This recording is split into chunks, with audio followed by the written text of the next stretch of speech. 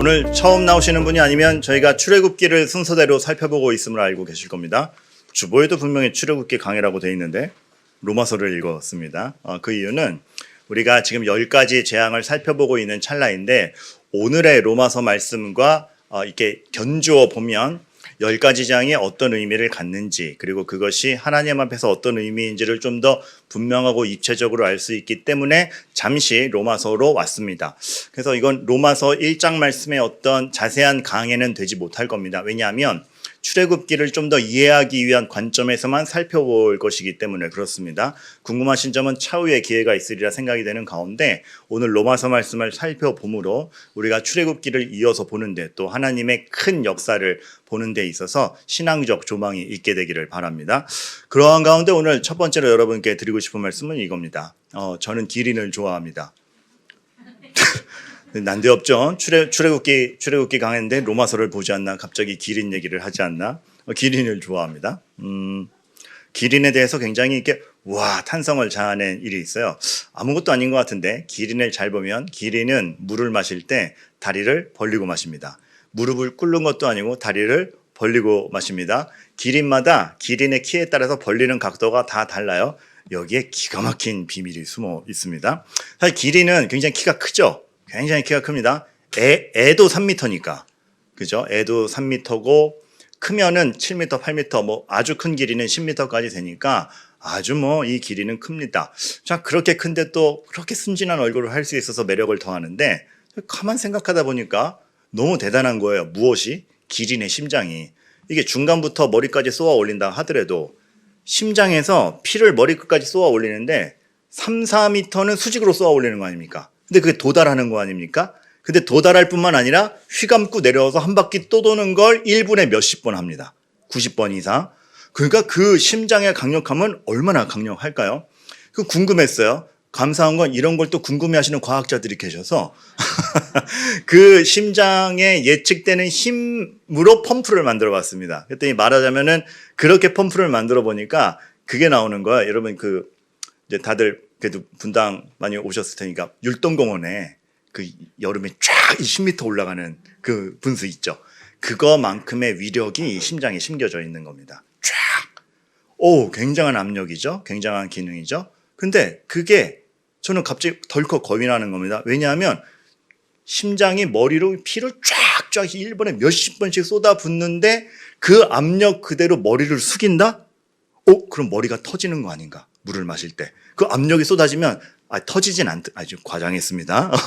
심한 두통에 시달리거나 어렵지 않겠는가 싶은데 기가 막히게 설계가 되어 있어요. 그때 기린이 다리를 쫙 벌리면서 머리를 숙이면 그 압력이 몸에서 계산돼서 다리를 벌릴 때 심장에 레버가 있는데 레버가 싹 잠긴대요. 압력만큼. 그래서 그 머리가 터지지 않을 정도로 압력으로 싹 조절해서 물을 마실 수 있게 해준대요. 얼굴을 들고 다리를 오므리면 그 레버가 또 착 잠긴대요. 너무 신비하죠. 너무 신비하죠. 지금 너무 신비하죠 하는데 여러분 하나도 안 신비하셔서 그런 거이지 그러니까 살겠지 이런 너무 건조하게 보시니까 너무 감동받았는데 저는 그걸 보면서 이걸 느꼈습니다. 왜 경탄이 컸냐 하면 하나의 생명을 위한 하나님의 섬세함이 얼마나 큰가. 그러니까 이 한 생명이 이렇게 살아갈 수 있도록 하나님이 얼마나 조밀하고 섬세하게 이 피조물을 지으셨는가를 생각할 때 경탄이 자나는 겁니다. 하물며 하나님의 형상으로 만들어진 우리에겐 얼마나 더 섬세하고 강력한 정성을 쏟아붓고 계신구나 알 때 너무너무 마음이 흥분되는 겁니다. 그러고 나서 창세기를 다시 봤더니 이 말씀이 또 눈에 들어오는 거죠. 창세기 2장 19절. 아담이 각 생물 부르는 것이 곧 그 이름이 되었더라. 아담은 알았던 거예요. 무엇을? 하나의 생명에 담긴 그 하나님의 섬세함과 하나님의 손길을. 이름을 지었더니 곧 그 이름이 되었더라죠. 그냥 장명했다가 아니라 하나님이 얘를 어떻게 지었고 무엇을 지었고 어떤 의도로 지었는지를 안 겁니다. 보자마자 이 피조물 안에 묻어있는 하나님의 정성, 하나님의 의도, 하나님의 뜻을 아니 이름을 딱 지을 수 있었죠. 그리고 그 이름이 정말 그 동물의 이름이 된 겁니다.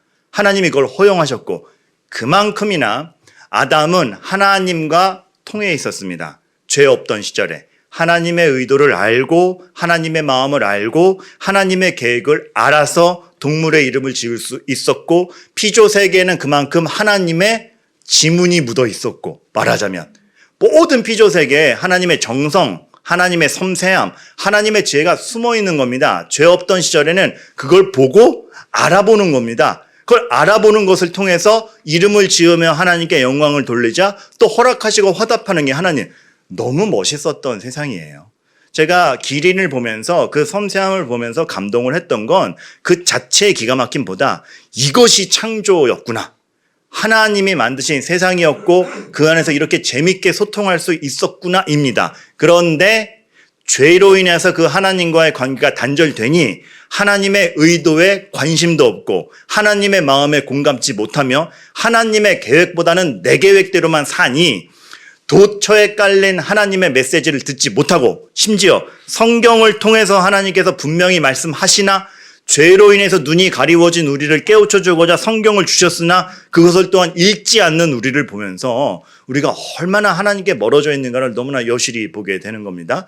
그러고 봤더니 솔로몬이 구한 게 얼마나 귀합니까? 지혜를 구했죠. 솔로몬의 지혜. 솔로몬이 지혜를 구한 것은 나 똑똑해질래. 그래서 제 왕권증 강하게 해주세요가 아니었죠. 단절된 이 죄인들의 세상 앞에 하나님의 생각과 마음에 다시 이어주세요. 지혜를 그래서 듣는 마음으로 표현했던 이유는 똑똑해지자가 아니고 하나님과 연결되고 싶다였습니다. 하나님의 의도와 마음과 계획을 알게 하소서. 그래서 이 백성으로 하여금 하나님의 뜻대로 다스림받게 하소서. 솔로몬은 자기 왕권 강화가 아니라 하나님의 뜻이 펼쳐지기를 바란 것이었고 그 하나님의 법 안에 있을 때 모두가 가장 행복했던 것을 알았던 것입니다. 그러니까 그가 쓴 잠언이 여호와를 경외하는 것이 지혜의 근본이죠. 내 기량이 얼마나 출중한가, 내가 얼마나 나은 위치에 있는가가 아니라 하나님과의 관계가 어떻게 설정되어 있는가, 가장 존중하며 가장 의지하며 경외하는 존재로서 하나님이 나에게 있을 때에 우리의 인생이 얼마나 부여할 것인가, 그 지혜의 근본을 말했던 것이죠. 다시 말하지만 죄 때문에 이게 다 끊겼다라는 너무나 큰 상실감. 다윗도 그걸 알았어요. 다윗도 그걸, 사실 제가 여러 성경 구절을 드는 것은 그만큼 성경이 계속 그거를 얘기하고 있기 때문입니다. 이렇게 멋있었던 것이 어떻게 끊겨 있었는지, 그러나 그 끊겨진 와중에서도 다시 부여잡고자 하는 믿음의 몸부림이 있었는지 다윗은 그걸 알았어요. 시편 19편. 하늘이 하나님의 영광을 선포하며 언어가 없다. 누가 말하는 건 아니다. 근데 하나님이 드러나고 있더라. 왜? 하나님의 피조물이기 때문에 하나님이 곳곳에 하나님의 섬세함과 의도와 지문을 묻혀놓고 계신데, 우와, 어찌 우리가 내 삶만 바라보며 내 욕심의 눈이 가리워져 이 하나님을 못 보는가? 게다가 하나님께서 율법을 주시어 믿는 이들에게 분명한 구원의 길을 주셨는데 우리가 왜 그걸 못 보는가? 시편 19편에서 다윗의 한탄이자 찬양이자 권고였던 것이죠. 이 멋있는 시편과 같이 똑같은 마음으로 바울 사도가 오늘 로마서 1장을 적은 겁니다. 19절. 하나님 알만한 것이 우리 속에 있는데, 보이는데 하나님이 지문을 묻혀 놓으셨는데 하나님께서 그들에게 보이셨는데 20절 가면 못 보더라. 다 묻어 있는데 못 보더라. 하나님의 의도와 마음과 계획이 심겨져 있는 거 못 보더라. 게다가 하나님께서는 우리가 못 보니 그리스도께서 오실 것이고 오셨고 그리스도를 믿음으로 우리가 그걸 다시 보아 나아갈 것이라는 걸 말씀을 통해서 주셨는데 아이고 그 말씀에 대한 관심도 없더라. 이것이 지금 바울 사도의 아주 그냥 피 끓는 토로인 것입니다. 오히려 사람은 하나님을 더 보아가기보다 이렇게 바꿔놓았죠. 썩어지지 아니하는 하나님의 영광을 썩어질 사람과 새와 짐승과 기어다니는 동물 모양 우상으로 바꾸었더라. 하나님이 계신데 눈이 이 세상 거에 집착하다 보니 본인이 의지하고자 하는 것, 본인의 이론, 본인의 마음에 새겨진 우상대로 그걸 의지하며 살아가는 걸로 바꾼 겁니다. 우린들 안 그렇습니까? 우상의 종류만 다르지 우린들 안 그렇습니까? 하나님의 영광을 알아보고 선포할 수 있는 우리가 그저 세상의 물질 세계에 갇혀서 그 안에서의 아둥바둥을 삶의 전부로 여기는 것, 우리도 똑같습니다. 썩어지지 아니한 하나님의 영광을 썩어질 것으로 대체하고 그 썩어질 것을 차지하고자 아둥바둥되는 게 우리의 삶은 아닌가 너무나 현격히 보게 되는 것이죠. 그리고 이 말씀 그대로 행동했던 게 바로와 애굽입니다. 그렇죠. 이 말씀 보니까 그 바울 사도의 이 신랄한 그 증언대로 바로가 그랬죠. 바로가.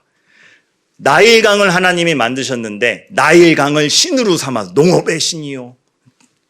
여러 가지 우리를 부여하게 하는 부여의 신이다. 나일강을 섬겼고 다산의 신 개구리를 섬겼고 빛의 신 빛을 섬겼고 하나님이 그걸 만드셨는데 본인들의 욕망과 욕구를 표상화하여서 자기들 잘 먹고 잘 사게 해주는 것들을 우상화하여 하나님과 단절된 채 어리석은 문화를 즐기고 있었던 그 바로와 애굽.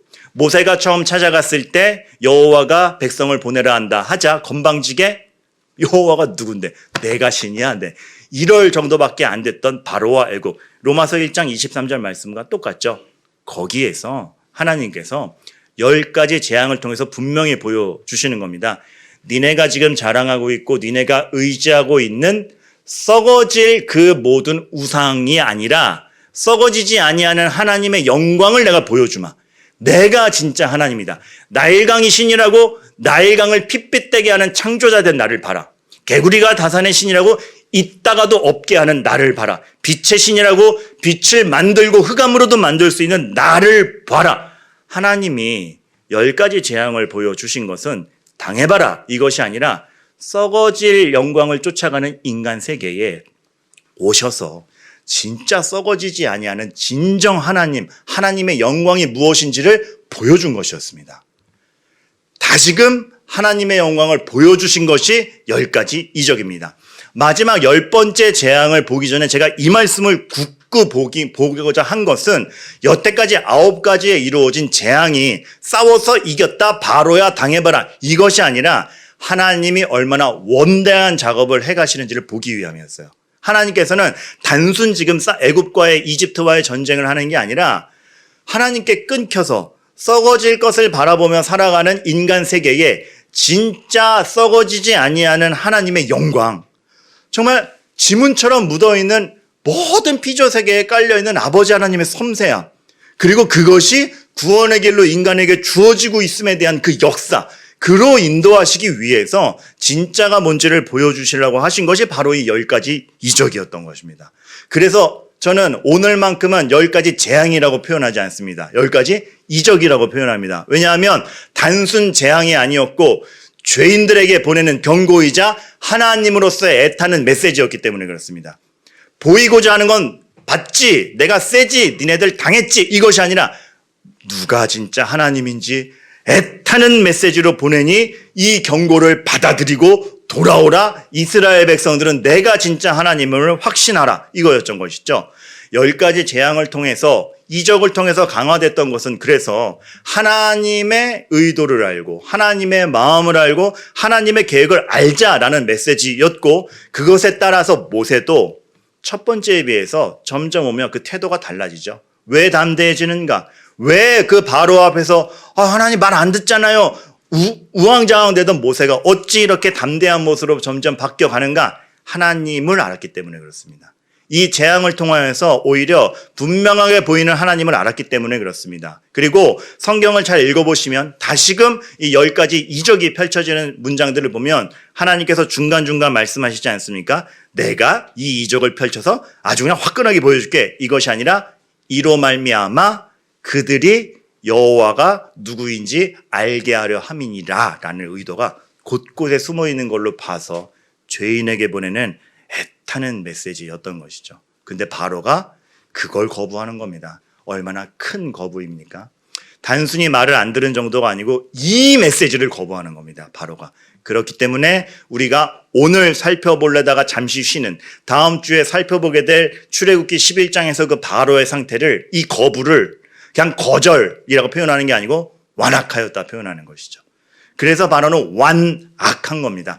그 하나님의 손길을 다 거절한 선함이 전혀 있을 수 없는 완악함으로 표현이 되는 것입니다. 이 말씀 그대로죠. 하나님을 알되 소개했는데 영화롭게도 아니하고 감사하지도 아니하고 오히려 여전히 자기 생각, 자기가 의지하던 거, 근데 그게 허망함으로 가죠. 본인이 신으로 섬기고 있던 것이 재앙이 돼서 다가옴을 보죠. 흑암으로 빠져들죠. 그 미련한 마음이 어두워짐을 그대로 보게 되는 것입니다.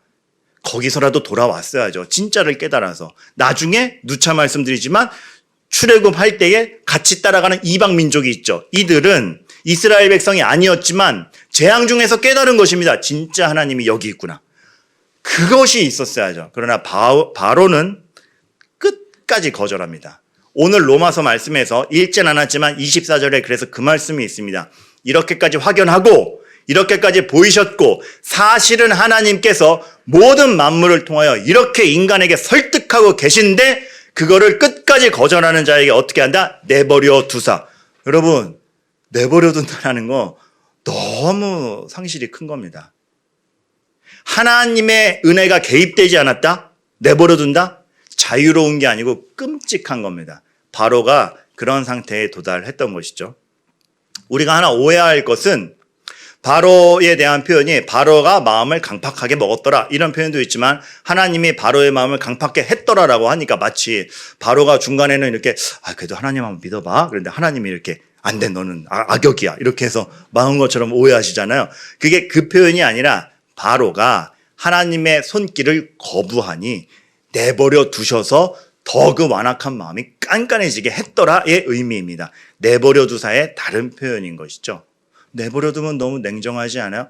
그가 거절한 겁니다. 그런데 어떤 신학자의 말대로 그 내버려 둔 자체가 기회일 수도 있었습니다. 왜요? 잘 보세요. 전력을 다해 덤비지 않습니까?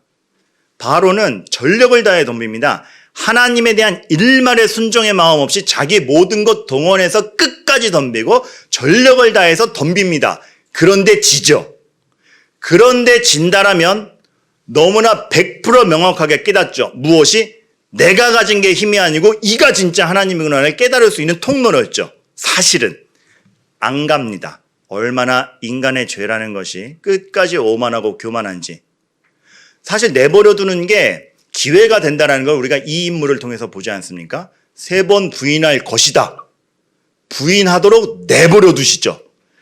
그 자기의 끔찍한 죄책감에 절규하며 울죠.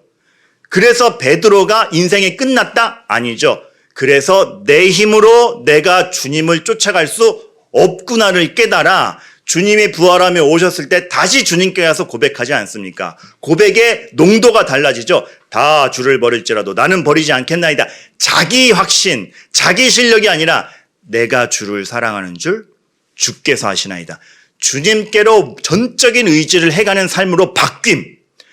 내버려 두사가 하나님이 방치했다 이런 개념이 아니라 그거에 따라서 어떻게 반응하느냐에 따라 생명의 길로 갈 수도 아니면 그대로 악의 길로 갈 수도 있었는데 너무나 안타까운 것은 바로는 끝끝내 악으로 가는 것이고 우리에게 분명한 경고점을 남기죠. 그렇다면 우리는 어떻게든 하나님의 길을 찾아야 되는 겁니다. 우리의 인생이 하나님에게 끊겨서는 정말 가망이 없으니까 하나님께로 가야겠구나를 다시 한번 결심해야 됩니다. 그 프로세스는 모릅니다. 왜 바로는 거절했고 왜 베드로는 회개를 했는지 그 프로세스는 모릅니다. 그래서 신명기 29장 29절에도 말씀하시죠. 그 감추어진 일, 구원에 관한 일은 하나님께 속한 일이고 신비한 일이다. 근데 지금 우리가 신경 써야 될 것은 하나님에게 맡길 건 맡기고 우리는 하나님이 나타낸 일, 우리의 삶 속에서 나타낸 일, 무엇을 나타내셨습니까? 나에게로 오면 영생이 있다.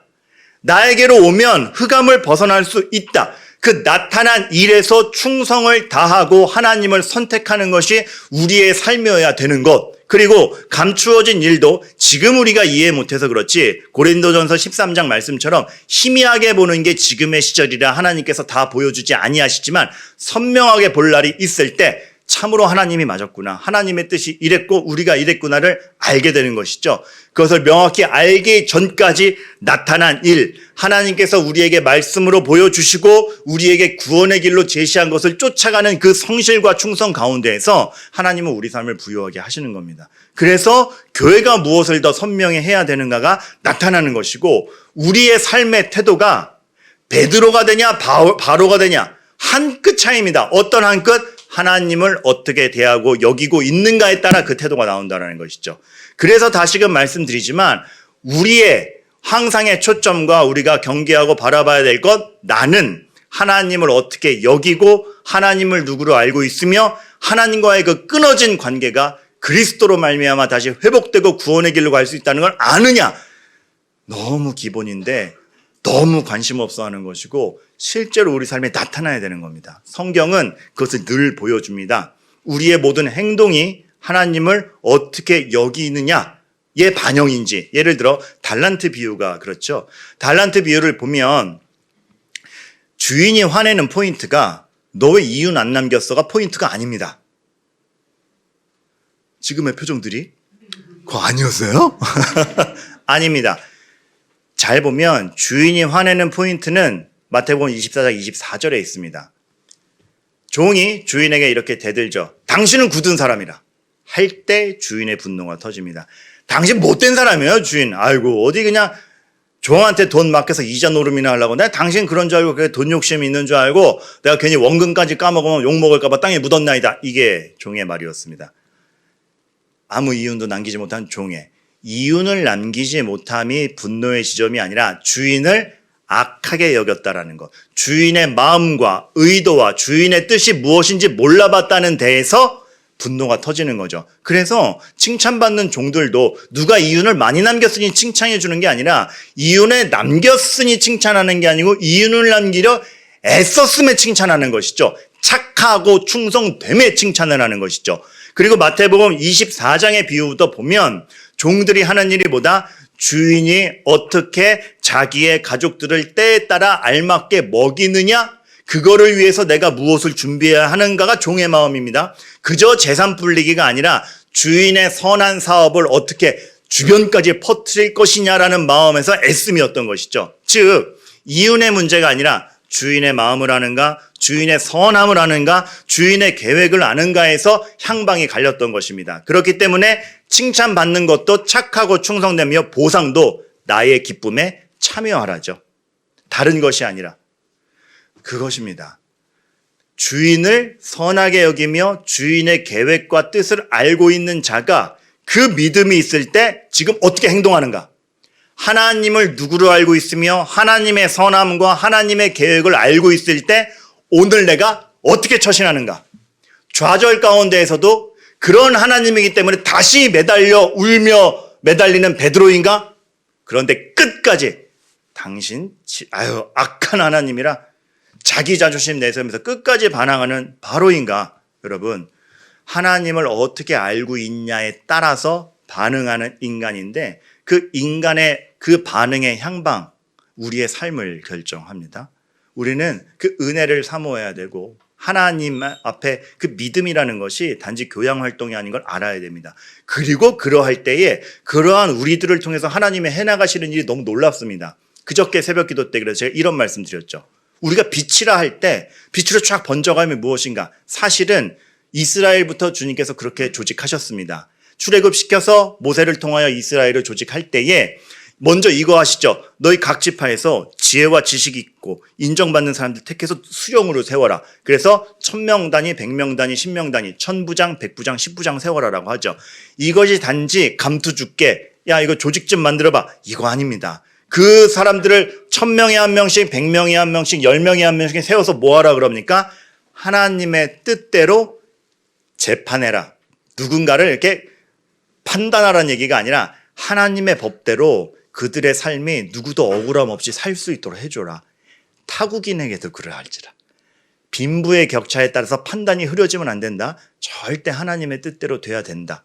솔로몬의 지혜와 똑같은 것이죠. 그것이 곳곳에 흘러가서 하나님의 손길이 안 닿는 곳이 없게 하라라는 것이 1000부장, 100부장, 10부장의 의미였습니다. 그리고 이 시대에 지역 곳곳에 세워진 교회, 그리고 각 삶의 도처에 있는 성도 여러분들 한 분 한 분의 의미인 겁니다. 우리는 내 자신의 생존만 위해서 버둥거리는 정도가 아니라 하나님의 손길을 닿게 하는 존재로서 존재하는 겁니다. 얼마나 귀합니까? 그만큼이나 하나님의 의도와 사랑과 하나님의 계획을 아는 사람이 존재할 때 피조 세계의 이름도 지을 수 있는 아담과 같이 되는 것입니다. 그런데 우리가 그거 다 상실했죠. 다 상실했죠. 우리도 하나님의 뜻이 뭔지 모르죠. 기도하는 게 그렇게 힘들죠. 성경 읽는 게 그렇게 힘들죠. 우리는 본능적으로 하나님을 갈망하고 하나님의 뜻을 알아가는 거에 대해서 부단한 애씀이 있어야 되는데 그것이 세상보다 즐겁지가 않습니다. 본능적으로 그거를 꺾어가며 사는 우리의 삶, 하나님이 거기서 부요함을 보여주신다는 것이죠. 여러분, 여러분의 입에 동물 이름을 지을 권한도 있었는데 여러분의 입을 통해서 그 동물이 하나님의 뜻을 반영하는 존재구나 선포할 수 있는 능력을 가졌던 우리들인데 그런 지식, 그런 지혜, 그런 마음 다 상실했습니다. 하나님으로부터 끊어져 있기 때문입니다. 오죽하면 우리가 특별 새벽기도 때 살펴봤으면 여러분의 입과 여러분의 행동과 하나님을 어떻게 인지하고 이 세상을 사는가 여러분의 하나하나 행동이 얼마나 존귀하면 주님이 이렇게 기도를 가르쳐 주십니까? 우리가 우리에게 죄 지은 자를 사하여 준 것 같이 우리의 죄를 사하여 주옵시고 우리의 행동이 그냥 직결로 하나님의 행동에 대한 반영이라는 것. 그만큼이나 여러분을 통해서 세상에는 하나님의 뜻이 반영되고 전해질 수 있다는 그 고귀함. 사실은 여러분의 입과 여러분의 지혜와 여러분의 생각과 태도가 얼마나 존귀한 걸 드러낼 수 있고 실제로 존귀한가 하나님의 은혜 가운데 있다면 하늘의 뜻이 땅에서도 이루어지이다. 오늘날 우리에게 일용할 양식을 주옵시고 아니 이렇게 급작 반전이 일어나 하늘의 뜻 끌어놓고 먹을 거 달라니 그 먹을 것을 구하는 그 열심된 하루에서 하늘의 뜻을 이어서 나타내겠다라는 그 하나님 아버지의 위용 안식일을 기억하여 거룩히 지키라 그리하여 하나님이 있음을 깨달아라 다음 계명 부모를 존경하라 곧장 땅으로 내려와서 하나님을 아는 사람이 오늘 이 땅에서 어떻게 살아가느냐를 통해서 하나님이 드러나신다라는 겁니다. 그것이 우리에게 사실은 허락되었던 축복이요 하나님과의 소통이었고 너무나 부유한 것들이 우리에게 주어져 있었는데 바로와 같이 완악한 것은 아니에요. 완악이 딴 것 아닙니다. 그 하나님과의 소통을 게을리하고 거부하면 우리도 어느새 그렇게 될 수 있는 것이죠. 여러분의 입에 동물의 이름을 지을 권한이 있었는데 요즘 저 공부 굉장히 열심히 합니다.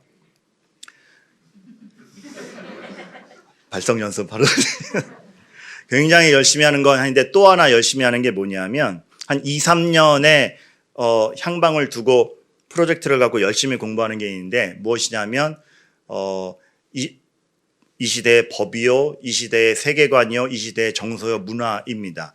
왜냐하면 이미 모든 것들이 하나님에게 끊긴 채 하나님 앞에 내버려 두사인 상태에서 우리끼리 스스로 지혜로운 척하는 세상의 발전인 것 같습니다.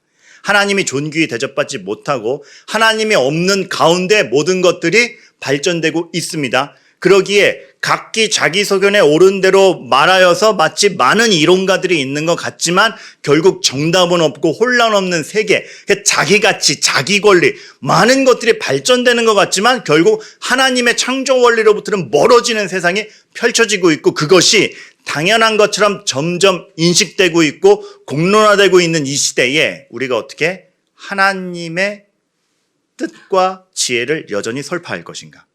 재앙 중에도 그것을 깨달았다면 이 혼란의 시대에 우리가 하나님을 은혜를 구하고 하나님께 묶여 있다라면 능히 할 수 있다라는 생각에 그리고 우리 아이들이 맞이할 시대에 그것에 대해서 능히 감당하기를 바라면서 지금 공부를 하는 겁니다. 그리고 교회가 그러한 것들에 대해서도 대답을 할 수 있고 함께 고민했을 때 이 세상을 말씀으로 이 세상을 살아가는 게 무엇인지를 조금 더 한 걸음이라도 더 나가길 바라는 마음으로 공부하는 것입니다. 답을 모르시는 분이 없어요. 원수를 사랑하라. 모르시는 분은 없잖아요. 원수를 만나면 이가 갈려서 문제지. 믿음은 있는데 월요일에 현실을 맞닥뜨렸을 때 바로를 맞닥뜨렸을 때 어찌할 바를 모르는 겁니다. 70번씩 7번 말은 좋죠. 그렇게 진짜 해봐요. 호구되지. 이게 이제 현실. 너무 그러나 공감되는. 그러니까 그런 괴리 앞에서 우리가 어떻게 살 것이냐를 한 번 더 고민하는 우리가 돼야 전 생각해 봅니다.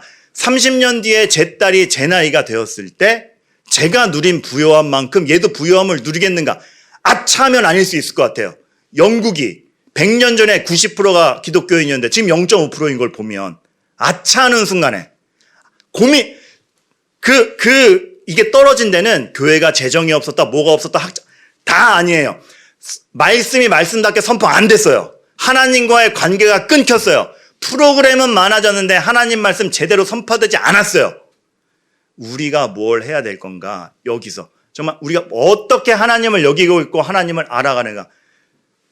곳곳에 그것들이 펼쳐지기를 우리가 정말 노력을 해야 되는 것입니다.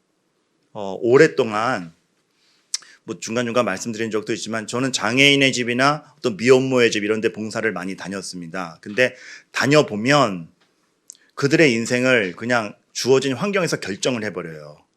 장애가 있으니까 내가 기대할 수 있는 만큼 이거야. 그러니까 본인의 운명을 이미 결정해버려요. 그래서 더 나은 걸 상상하지를 않아요. 미혼모의 집. 사고로 하고 원치 않게 갑자기 아기가 생겨서 생명이기 때문에 낳는데 이제 젊음 끝났고 이 아기에 대한 책임을 해야 되니까 내 인생은 이걸로 끝이구나. 그냥 얘나 이거 어떻게 해야 되나. 그러니까 적막함 속에서 이렇게 자기 삶을 꾸려요. 왜 봉사활동을 갖는가? 동정해서 간 게 아닙니다. 제가 뭐라고 동정을 합니까? 나도 은혜가 없으면 완악함 가운데 있을 죄인일 뿐인데 그들에게도 제시하시고 싶은 것이죠. 하나님께만 연결되면 너희들의 삶에, 당신의 삶에 생각지 못한 반전이 일어날 수 있다. 그렇게 뒤바꿔 놓으시는 게 하나님이다. 정답은 그 하나님의 계획과 뜻과 사랑의 그 진정한 생명에 여러분들이 연결되느냐다. 듣던 안 듣던 꼭 가서 맛있는 것도 사주고 놀아주고 다 했는데 꼭 말씀 선포하고 왔었습니다. 그 씨앗이 어떻게 발화될지는 모르겠지만 우리는 내버려 두사라는 그 세상을 만들지 않고 하나님의 은혜가 곳곳에 미칠 수 있는 무언가를 끊임없이 해가야 되는 것이죠. 우리 교회가 그러할 수 있기를 바라겠습니다. 그래서 그것이 진짜 섬세하게 미치기를 바라면서 신앙 강좌도 개설하는 것이고 정말 믿음을 고백하는 세례받는 아이들에게 믿음을 확인하는 것이고 다락방을 하는 것이고 신방을 하는 것이고 주님의 제자들을 그렇게 만들어 가려고 애를 쓰는 것이고 우리는 그렇게 하나님 앞에 집중되어야 될 것이고 집중할 수 있는 교회가 되어야 될 것입니다. 다음 주에 다시 출애굽기로 돌아갑니다. 그런데 여전히 바로는 말 안 듣고 있고 바로는 모세 앞에 의시되고 있으며 도대체 하나님 앞에서 그 완악함을 멈추지 않아서 절망 가운데 여전히 본문이 이어집니다. 하지만 여러분들 저는 다음 주 출애굽기 11장 이어서 볼 때 이 1절부터 여러분들에게 큰 소망을 주리라 확신하고 그것이 이 시대에 우리에게 주는 소망인 줄 압니다. 왜? 11장 1절에 이렇게 시작합니다. 여호와께서 모세에게 이르시기를 바로는 그러나 상황은 여전히 이스라엘이 종이고 바로가 기세등등하고 하나님 앞에 완악하나 이 일은 무엇으로 이루어진다? 여호와께서 이르심에 그의 계획과 그의 뜻대로 된다라는 확증 속에서 출발하기 때문에 그렇습니다.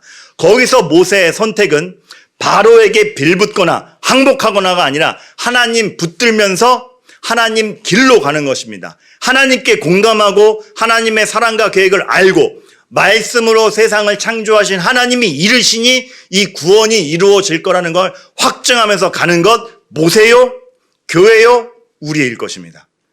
여러분의 삶이 그리 되기를 진정 바라겠고 혹시 이 자리에 나오신 분들 중에서 용기와 자존감을 잃으신 분이 있다면 여러분을 통해서 하나님의 손길을 퍼뜨리기로 마음 먹으신 만큼 여러분이 얼마나 존귀한 사람인지를 아시기를 바라겠습니다. 하나님께 연결되어 있는 이상 여러분의 삶은 시시할 수 없습니다. 여러분은 존귀하지 아니할 수 없습니다. 그 영적 자부심을 분명하게 가져가시는 가운데 자, 마음 굳게 먹읍시다. 내가 어떻게 행동하느냐는 내가 하나님을 어떻게 여기는 거에 대한 증거이다.